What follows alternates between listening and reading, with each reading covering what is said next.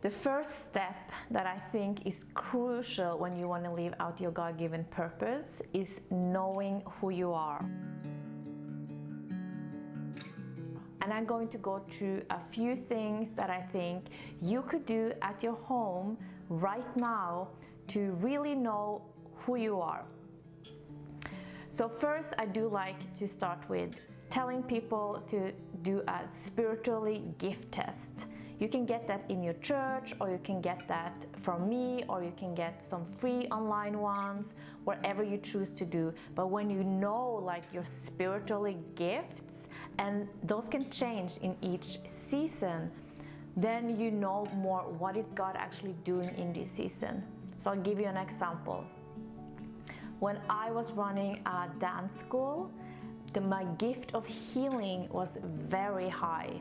I have trained over thousands of people, women, children, men, to really know how to do worship dance. And I mix in healing, deliverance, the prophetic, and in that season I saw this miracle almost every day. And my gift of healing was like off the charts in this season. In this season that I'm right now, the gift of healing, when I do take the test, is not that high, but it's still there. So I would recommend take the test maybe 3-4 times a year to just align yourself and see, you know, what is God doing? What gifts is He highlighting in this season? Your personality type. So there are many different tests out there. You can look online, or you can get some from me as well.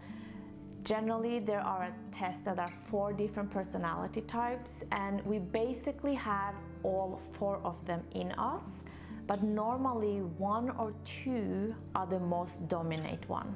So when you know those, then you know more who you are, and you know why are you reacting like you are reacting when your kids are yelling, or when they are whining, or you're talking with your spouse and he want to plan and organize everything, and you just like, I don't want to plan anything. Can't we just like be spontaneous and have fun? And you know, so then you understand more of who you are. And when you combine the personality types, you can maybe also do the strength finder together with your spiritually gift test.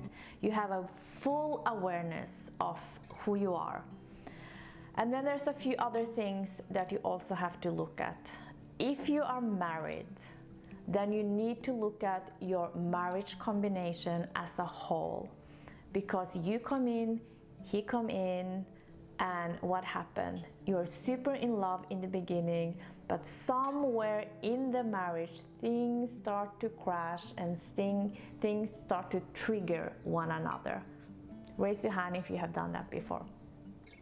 I know my husband and I have. So when you know your marriage combination, you actually need to go take a step back and look at what is your family origin. How did you grow up? What are the things that your mom and dad said? What are the things that your sibling did? What was the family culture that you grew up?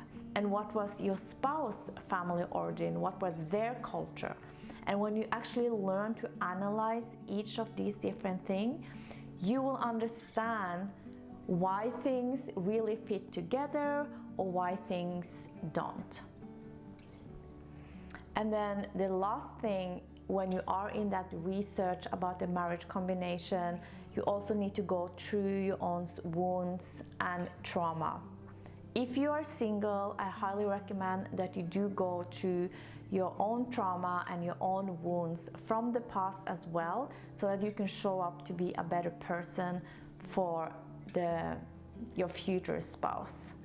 So these are the things that I think is the absolutely first step you have to take when you are on the journey to discover your God-given purpose and how to live it out, which is your personality types, your spiritual gifts, your family origin, your marriage combination, and wounds and trauma from the past. If you like this video, make sure that you like and subscribe and share it with some of your friends.